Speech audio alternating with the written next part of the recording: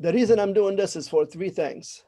The first one, anybody who wants to preview Math 10, practice final will give you an idea of how the course looks like, what kind of things you expect, and also you'll be able to follow some of this stuff. Secondly, if you're getting ready for a final or getting ready for a test on a specific area, let's say trigonometry right here.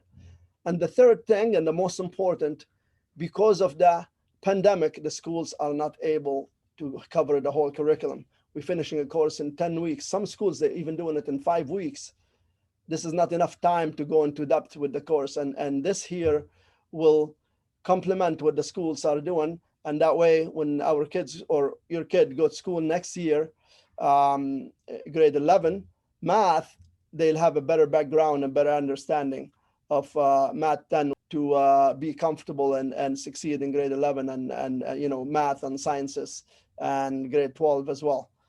So here's Math 10 final exam practice. So they want me to show which graph represents this relation. What you could do to this one, you could change it to standard form. So you go x minus 5y equals negative 10. Okay, so usually what I do with this kind of graphs, I find the x-intercept and then I find the y-intercept. To find the x-intercept, what I do, I just cover everything that has a y. And then right away, I know x equals negative 10 for the x-intercept.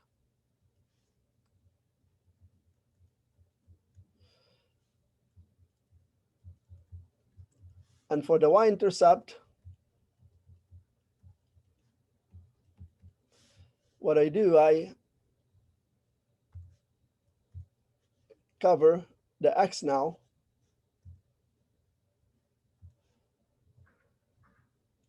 And I get negative 5y equals negative 10.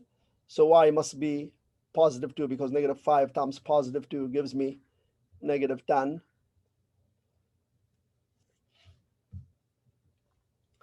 So where does a graph has a y? Let's just look at the x-intercepts, which are negative 10. So it's this one here and this one. They have negative 10, both of them as x-intercept. And which one has a y-intercept of positive 2? This has a negative 2 as a y-intercept, and this has a positive 2. This is the right answer right there.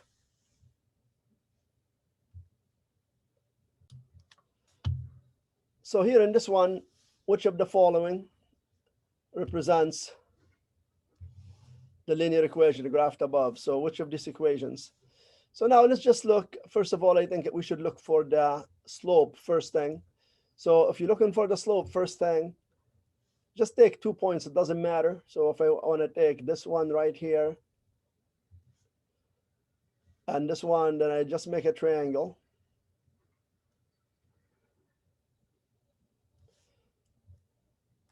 Then I look at what's the rise and what's the run. So the rise is 4 and the run is 3. So the slope is 4 over 3. That's what the slope is. But wait a second. This line is going down. So if the line is going down, make sure your slope is always negative.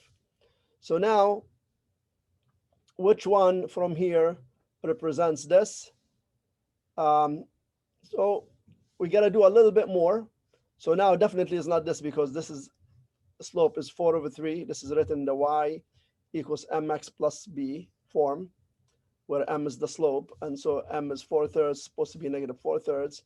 This is written in the slope point form, which is y minus y1 equals m x minus x1.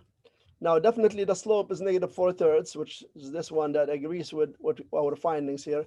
But the point in here, if you want to find out what the point is, the point would be negative 3 and 8. Negative 3 and 8. So you always change the sign when you getting the point. So the x value is negative 3 and the y value is 8. Now, do we have anywhere that we have a point at negative 3 and 8? So that's negative 3, 1, 2, 3, 4, 5, 6, 7, 8. That point checks with this graph. So definitely it's this one. Let's check if this one also is part of this graph. So let me just change this to 4x plus 3y equals 12. Now again, I'm just gonna find the x-intercept and the y-intercept. So if I'm finding the x-intercept, I'm just gonna get rid of this. So I know the x-intercept has to be 3 to make it 12. 4 times 3 is 12. Yes, the x-intercept is 3 right here, so that works. How about the y-intercept? If I'm finding the y-intercept, I cover this, and now I have 3y equals 12. Does this work? 3 times 4 is 12, so the y-intercept is 4. Is the y-intercept here is 4? Yes, it is. It's right at 4. So therefore, also, this is one of the answers as well. So basically, 2 and 3 are the answers for this one. Here's the next question. Determine the equation of the line in slope-intercept form. So slope-intercept form, first of all, let's talk about the slope. The slope m equals y2 minus y1 over x2 minus x1. So the first thing we want to do here is find out what the slope is. So the slope will be m equals, so if this is x1, y1, then this is x2, y2. So it'll be 9 minus 1 over negative 10 minus 6. And I'm going to get 8 over negative 16, which gives me negative 1/2. Now, I could cross this out and this out. Now, let's write this equation here. So the equation in slope-intercept form, it's y equals mx plus b. So now in this equation here, we know m, which is the slope, and it's already negative 1/2 x, but we don't know b, and b here represents the y-intercept in this form. So this is called the slope y-intercept form. So b is the y-intercept. So we're going to use one of these points to find out what the y-intercept is. And it's easier to use the 6 and 1s. You don't have to deal with negatives and all of that. And the numbers are a bit smaller. So now we go 1 for y. I'm using this point again. Equals negative 1/2 times x, which is 6, plus b. Y equals negative 1/2 times 6. That's just negative. That's just half of the 6, which is negative 3, plus b. B equals 4. And therefore, now my equation is y equals negative 1/2 x plus 4, which is this. This is the answer. The next one, solve for y in the following system of equations. So if you're solving for y, there are 2 methods to, or even 3. You know, you could solve by graphing, you could solve by elimination, addition or subtraction, or you could solve by substitution. Doesn't matter here, they didn't specify. So whichever method you want to use, go for it and use it. What I'm going to do though, I'm going to multiply this by 5. I'm going to use the method of elimination. So if I multiply the whole equation by 5, I'm going to get 5x minus 5y minus equals negative 5. But you know what? Because they're asking me to solve for y, so I should eliminate the x's so I don't have to do more work. So what I'm going to do, I'm going to just delete this right here or erase it. I'm going to multiply this by 3. So I'm going to get 3x minus 3y equals negative 3. And this here, I'm just going to keep it the same. 3x plus 5y equals 21. Now what you want to do here, because you have both of them as 3x, you could minus this equation from this equation. Then 3x minus 3x is 0. Negative 3 minus positive 5 will give you negative 8y equals, and then negative 3, remember, minus 21, that gives you negative 24. Divide both sides by negative 8 by negative 8. And guess what? Y will be negative 24 divided by negative 8 will give you 3. So y equals 3. So the answer is B. So the cost, C in dollars, of running a hole for the prom is given by the formula C of n equals 500 plus 4n, where n is the number of students attending the prom. Calculate the cost of renting the hall if 70 students attend. So here just straight sub n. So it's cost C of n, which is C of 70, since we have 70 attending, equals 500 plus 4 times 70. Now you see here, the C of 70 just means the cost for 70 people. So that 70 here is not going to be involved in the calculations at all, but it's here that you got to calculate. So 500 plus 4 times 70 is 280. And therefore the total cost will be $780 for renting the hall. So it's C.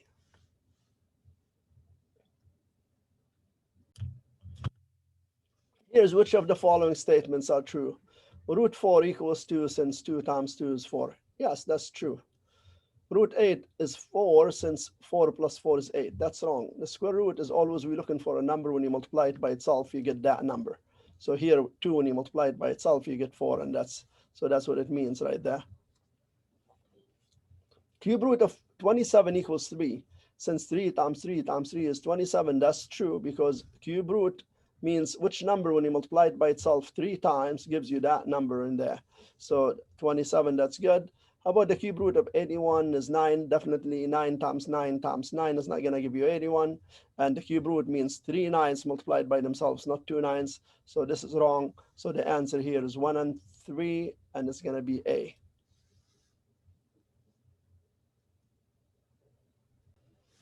Simplify square root of 72. So what they want you to do is write this in mixed radicals. When you're writing things in mixed radicals, you should know your perfect squares. 4, 9, 16, 25, 36, 49, and the list goes on. So now you got to find a perfect square from here, or the largest perfect square from here that goes into here, because 9 goes into 72, but it's not the largest. The largest is 36 if you don't want to do this twice. So root 72 could be changed to root 36 times root 2. Root 36 is 6, so that we know, but root 2, we don't know what that is, so we just leave it as root 2. And the answer here would be B. So here's this question is 3 to the negative 4. Predict a pattern that, or which pattern could be used to predict the 3 to the power of negative 4. So if we look here, the first one is 27. 3 cubed is 27, 3 squared is 9, and so on. Now, to just go back to what negative exponents mean. So if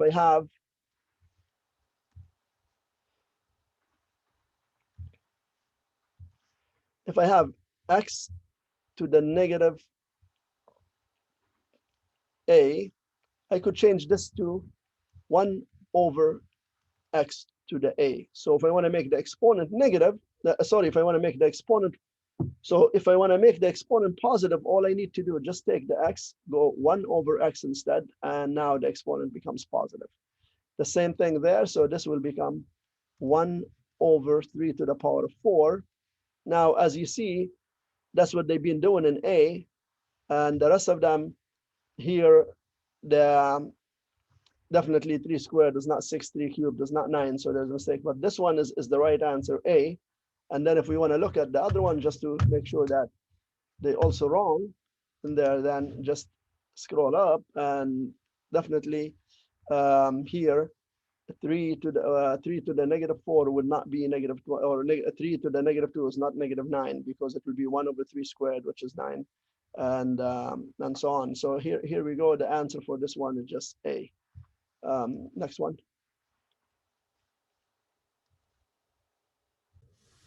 How about 16 to the negative 3/4? This one here, the same thing. So the exponent is negative, even though it's a fraction. Then we go 1 over 16 to the power 3/4. The thing, they don't want you to use a calculator. This is non-calculator section.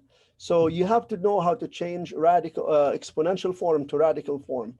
So how does that work? So if we have x to the power of a over b, then this becomes the b root. So the radicand will be b, x to the power of a. And therefore, this will be 1 over 16, and it's the 4th root of 16 to the power of 3. Now, which one should you do first, to the power of 3 or the 4th root of 16? definitely do the 4th root of 16 since you don't want to use the calculator, or you're not allowed to use the calculator. So the 4th root of 16 is 2. 4th root of 16 means which number when you multiply it by itself 4 times, it gives you 16. 2 times 2 is 4, times 2 is 8, times 2 is 16. And then you still have the cube on top. Now, what's 2 cubed? That's 2 times 2 times 2. That gives you 8. So it's 1/8.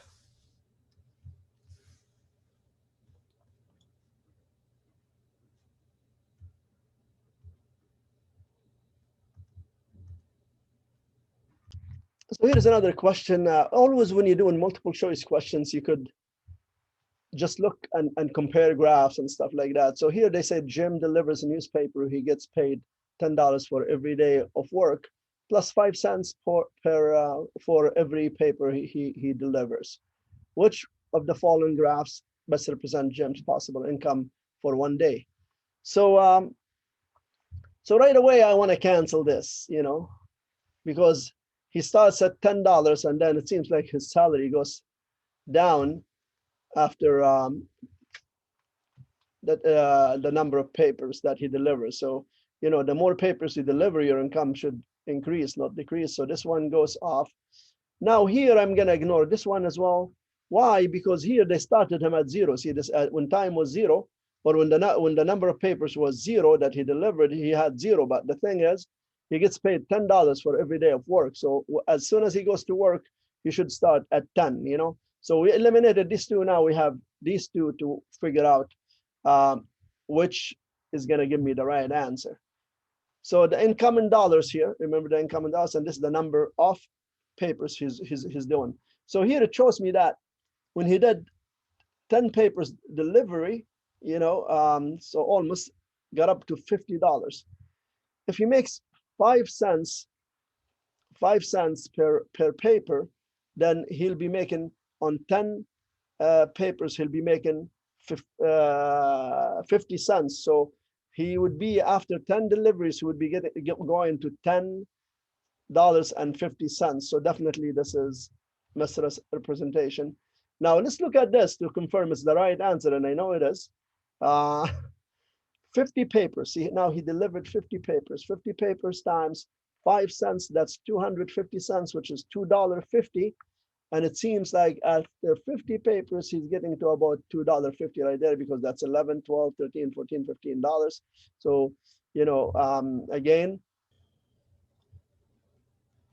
yeah, so he makes the $10 first, and then 5 cents per paper. So 5 times 50 is 250. So 250 plus 10 is 1250. After 50 deliveries, you should be sitting at about 1250 there, which is that's the right answer right there. Hey, so domain and range. Domain and range, I show my students a little bit differently how to do domain and range. I always show students this way of doing domain and range, which seems that clicks with a lot of students. So what you do when you're doing domain and range, you assume you have a scanner. Okay, so if you're doing the domain, you're scanning horizontally. So if I'm scanning horizontally, I'm doing this. This is my scanner right here. Okay, and this scanner here, I'm just gonna start moving it, scanning the x-axis right there. As soon as I get to that point, the scanner, just after that point, is gonna start beeping. So it's beep and stops right there. So the scanner beeped between -4 and 2 on the x, so between -4 and 2. Now, if you notice here, the -4 is not included. So when you have a round brackets, means the -4 is not included. Why it's not included? Because you have an open circle at x equals -4. So, and that's why in the domain, it's from -4 to 2. 2 is included, square bracket right there, and -4, which is not included because of the open circle. So the answer here will be just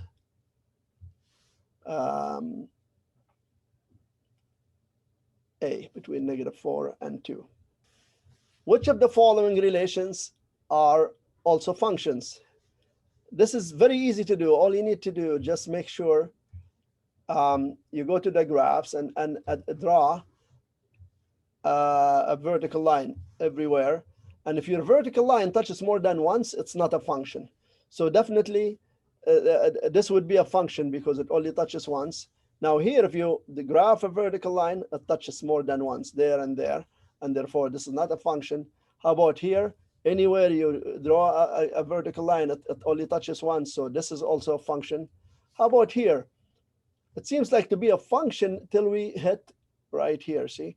If we go like this, it's gonna hit twice because it's gonna hit these 2 points. So this is not a function, and here also makes it not a function because you hit the graph twice. So therefore, the answer would be 1 and 3, 1 and 3, which is B right there.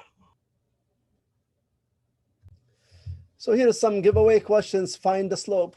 Again, we did this earlier, x1, x2, y1, x2, y2, because every point here is xy, xy. So you make one x1, y1 and make the other one x2, y2. It doesn't matter. You could make this x2, y2 as long as you make this x1, y1. Either or is fine. So to calculate the slope, then y2, which is 3 minus y1, which is negative, minus negative 3, which becomes plus 3. And then 4 minus x1, which is minus 7, which gives me 6 over 4 minus 7 is negative 3 equals negative 2. And that's my answer right there. So here is a question number 18. So it's a line with an undefined slope passes through the point negative 2 on 1 and P and Q. Which of the following points could be P and Q? So now let's just look at when we have the x, I'm just going to draw the x-axis and the y-axis here.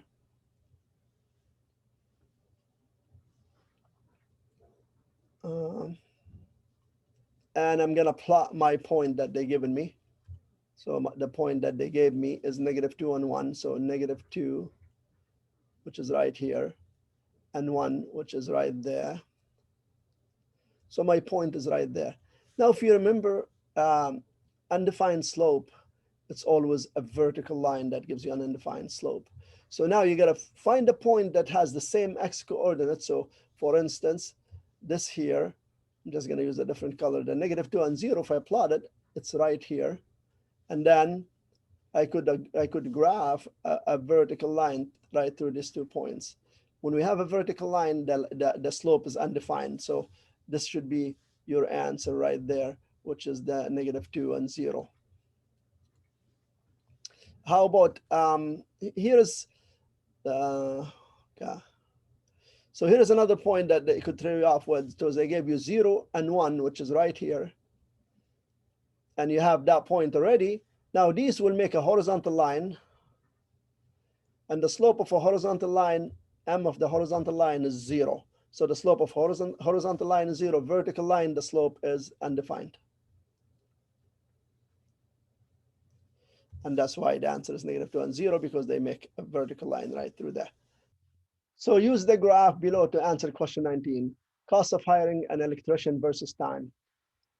So an electrician, I guess he works on the half hour. So basically, when he first comes to your place to fix the electrical problem you have in your house or at your office, as soon as he gets there, he's gonna charge you $75 as soon as he gets there. So this is the cost right away as soon as he gets there. So it's 70. Just give me 1 second here. It's $75. Goes between 50 and 100. That's 75. So that's how much he's charging you as soon as he gets there, $75.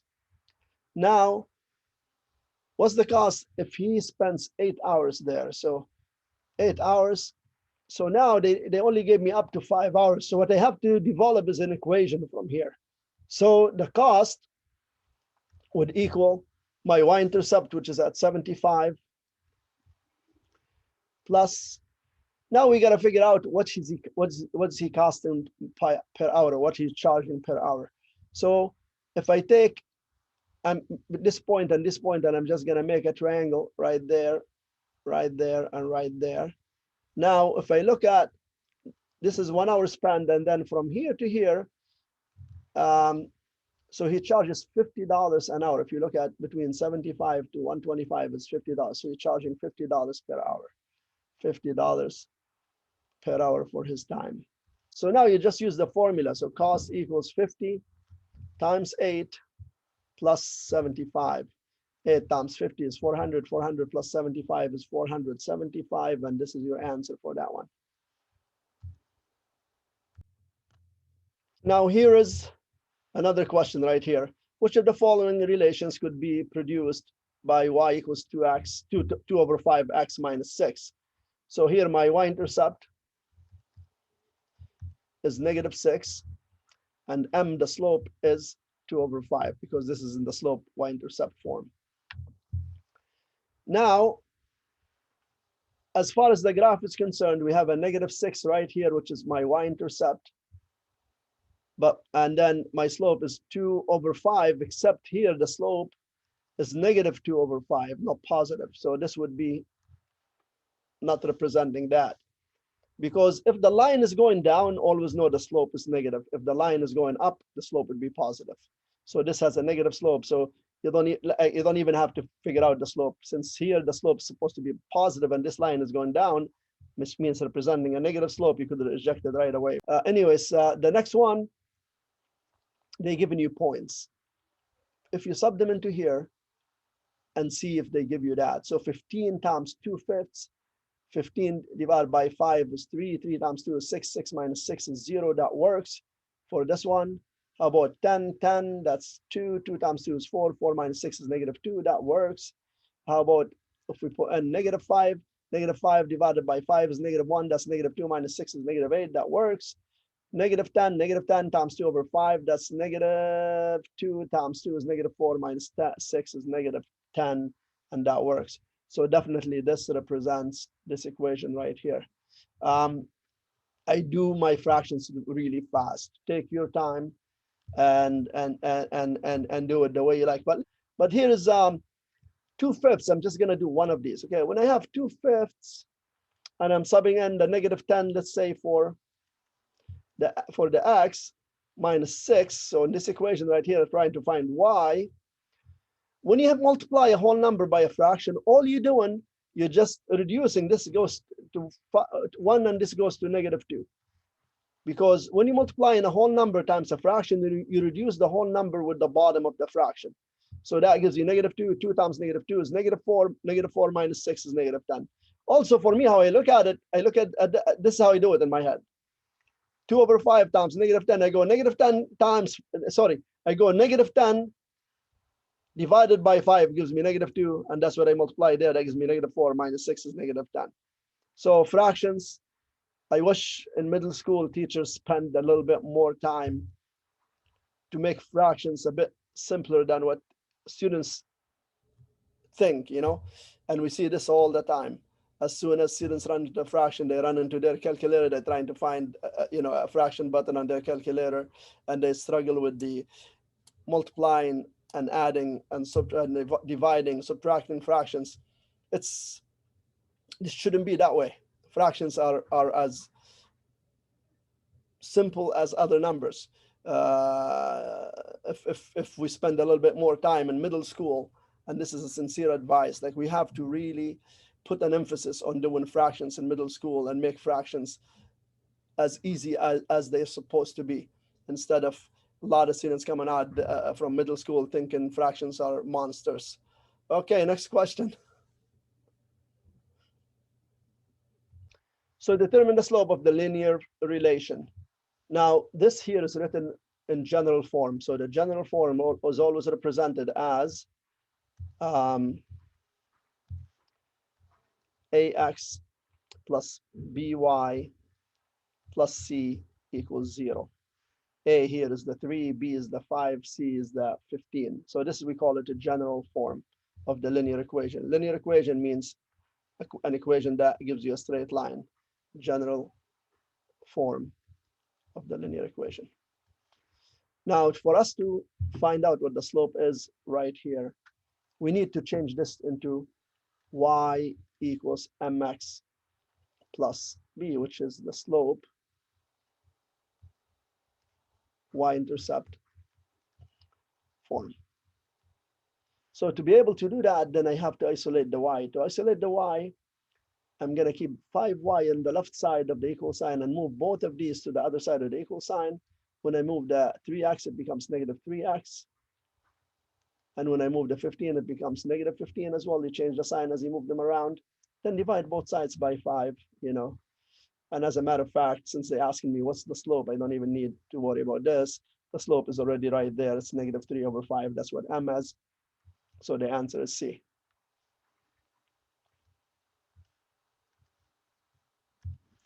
Here is a question: determine the range of the linear relation. So as I talked to you earlier, and I said, I use the scanner. So now, because you're doing the scanner for the range, then you should scan vertically. So you should put your scanner right there. And why I put it there and I didn't put it underneath, because the graph keeps on going down forever. So now if I take this scanner right here and start moving down, you know, and as soon as you hit the y value equal 2, then starts beeping, beep, and it's going to beep forever because this graph is going down forever. So the range here would be y has to be less than or equal to 2, because from 2 downwards, that's what the range is, and that represented by y is less than or equal to 2, and that's B. Here's a question: which of the following coordinates are intercepts of the linear relation? So here, they told me the y-intercept is 10, because when they make the x value 0, that means the y-intercept is 10. Again, if we want to find the y-intercept, as I always said to you, that you want to block the 2x from the equation, and then you get negative 3y plus 30 equals 0.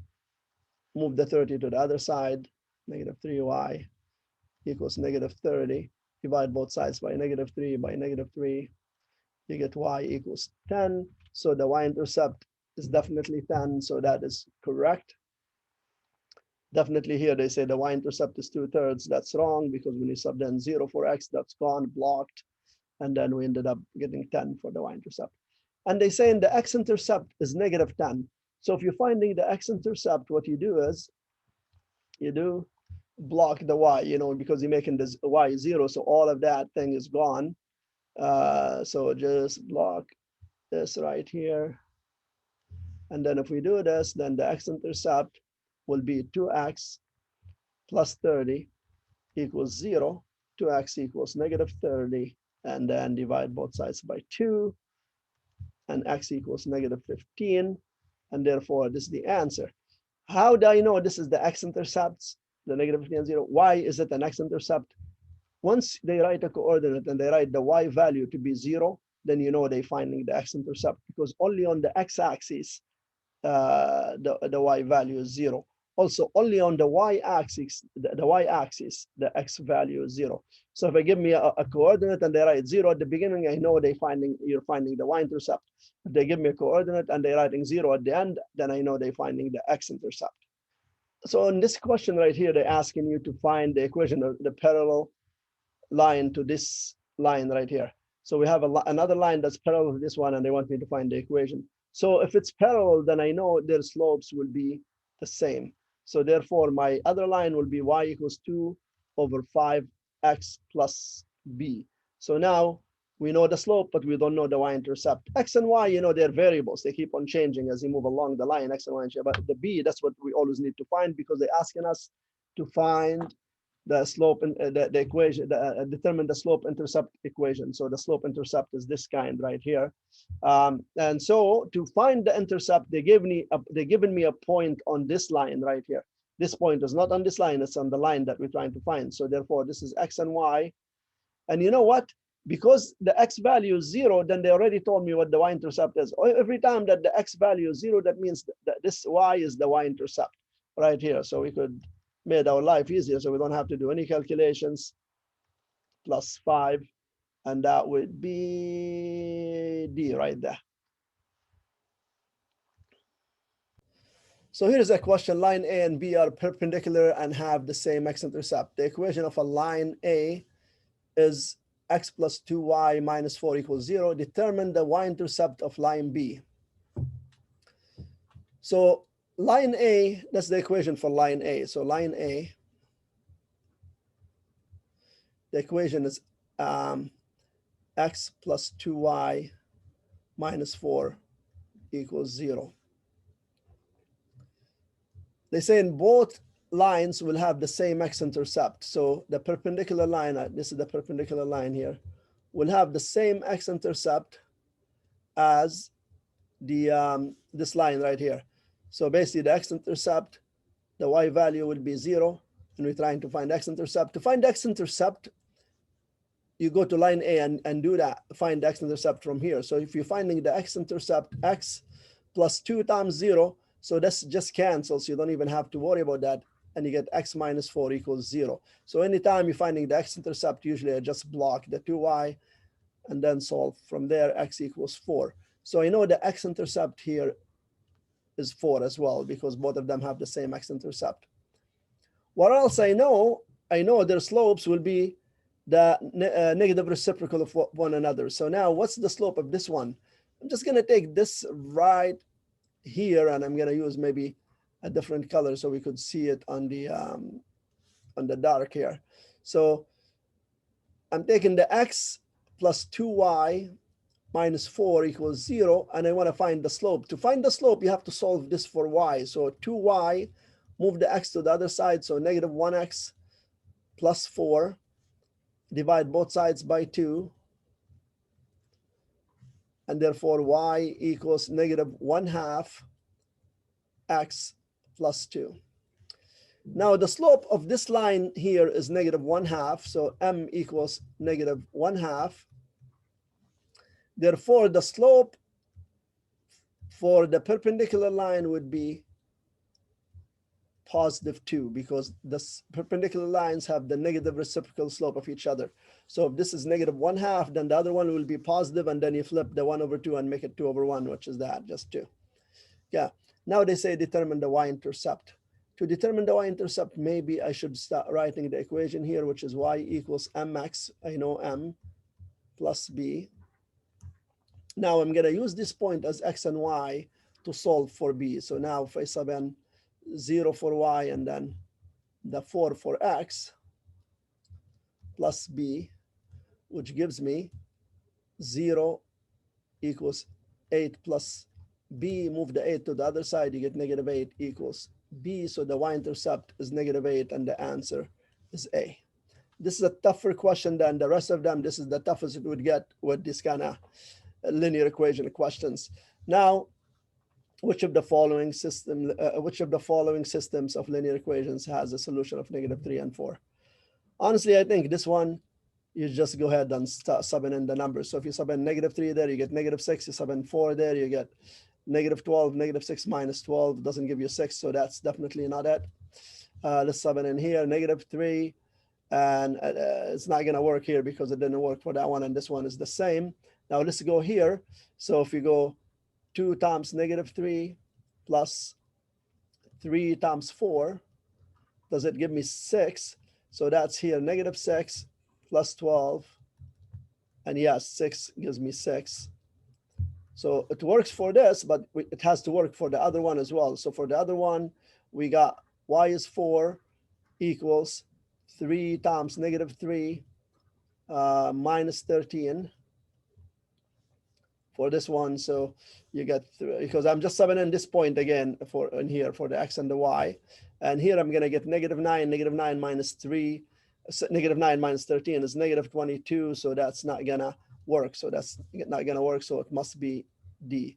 It worked for this here. We know that. Now, if you want to see if it works for that one, just to make sure you confirm what you're doing is correct. Now, y is 4 and x is negative 3. Plus 13. Now, 3 times negative 3 is negative 9. Negative 9 plus 13 is 4. So you get 4 equals 4. So that definitely this is the right answer. So here is a question they're asking you. Chantal makes a mistake in her simplifications. Can you show where she made the mistake? So if you look at this, the first thing she did, she brought all of this to the bottom and changed this to positive. Yes, if you have a negative exponent, you could bring all of the 3a to the 5 to the bottom and make this squared. That's an acceptable step. It could be done in so many ways, but she did this. I would do it that way if I was her as well. Now, let's look at the next step. So they said 3 squared, which is true. This the 2 belongs, there's a 1 on top of the 3. So that's gonna 2 times 1, because you know when you have an exponent outside the brackets, you multiply it into the exponents inside the bracket. So that's 3 squared, and then a to the 5 times 2, and a to the 4. So far here, so good. 3 squared is 9, and a to the 4. Now the exponent has to be multiplied, not added, because when it's outside of the brackets, it has to be multiplied. So she made her mistake right here. And that's supposed to be a to the 10 rather than a to the 7. And so she made her mistake in step 3 or in step 3. So with this question here, I recommend that you reduce the 25 and the 125. 25 goes into itself once, it goes into 125 5 times. So you'll end up getting x to the power of a over 5 x to the 3 all to the power of 3. Now distribute the 3 into the exponents inside the brackets. This has a 1. So therefore, this will give me x to the 3a, because 3 times a is 3. 3 times 3 is 9 on the bottom, x to the 9. And 5 to the 3, that becomes 5 to the 3, which is 125. Now what I noticed they did in here, because that's the answer, they divided this by this, the x to the 3a by the x to the 9. And when you divide, you know you're supposed to minus the exponents. So that will give you to the 3a minus 9, and they just left the 125 on the bottom right here. So here is factoring y squared minus 81. Whenever we have a binomial, this is a perfect square and this is a perfect square, and between them is a negative sign. We call this the difference of squares. Very easy to factor the difference of squares, because all you need to do is just stick a plus in the middle of one and minus in the middle of the other one. It doesn't matter which is which. The square root of y squared, just y, so you put a y there, and then the square root of 81, just 9, so you put a 9 here and a 9 there, and that's how you do the difference of squares. So y plus 9, y minus 9. Here they said which ones here have x plus 2 as a factor. Now again, this is the difference of squares, so that gives me x plus 2 and x minus 2. So yes, one of the factors is x plus 2. So this is good. And I'm going to go now to this here. This here is the greatest common factor. That's the only thing you could do. So you take out 5 as the greatest common factor and you get x plus 2. So this is good as well. How about this? This is a little bit different. And if you want to factor this, you take the 2x squared minus 1x, just so that you know there's a 1 there, minus 10. So here, 2 times negative 10 gives me negative 20. And what multiplies to give me negative 20 and adds to give me that number right by the x right here, which is negative 1. The two numbers here will be negative 5 and 4. Now I go ahead and write these right here, x minus 5 and x plus 4. Now it doesn't finish right here. You see how we have a 2 as a coefficient here? That means we have to divide each one here by this 2 right there. And therefore, what I'm going to get for factors, and I'm going to go this way right here, I'm going to get 2x minus 5, because the 5 doesn't divide by 2, so we usually stick the 2 in front of the x. But here at factors, 4 divided by 2 gives me 2, so that becomes just x plus 2. So x plus 2 also is a factor of this as well. So all these 3 have x plus 2 as a factor. So here's trigonometry. They gave you triangle ABC has angle C at 90. So what I'm going to do, I'm just going to make a right triangle. A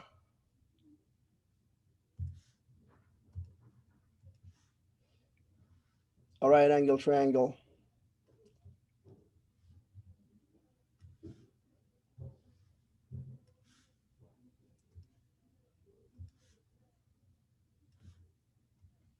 And we're going to make this angle C, since they say C is 90, and they said AB is 17. So AB is 17. and AC is 15. Calculate the measure of angle ABC. So now it comes to Sokatawa. So when they say calculate the angle ABC, it's the letter in the middle that they want you to find the angle of. So we have to go to Sokatawa. Sine is opposite over hypotenuse, cosine is adjacent over hypotenuse, and tan is opposite over adjacent. So if we look at angle B here, we know the sides that are given to me is the opposite because this is opposite to B, and 17 is always the hypotenuse because the hypotenuse is always opposite to the right angle. So basically we're given the opposite and the hypotenuse. Okay, so when that's the case, then it's so therefore sine B equals opposite, which is 15 over 17. And to find angle B, then you just go on your calculator, second function, sine, and it gives you this symbol right here of 15 over 17, which will give you angle B. So if we do that on the calculator, make sure always to go to your calculator and make sure it's set up in degree mode, because if it's in different mode, then you wouldn't get the right answer. So I just found out my calculator is in radians mode, so changing it to degree mode. Now second sine, 15 divided by 17 in brackets, and that gives me the angle to be 61.9 to the nearest degree is going to be 62. So that's the answer, 62 for that one. Thanks again for watching. Take care. Bye-bye.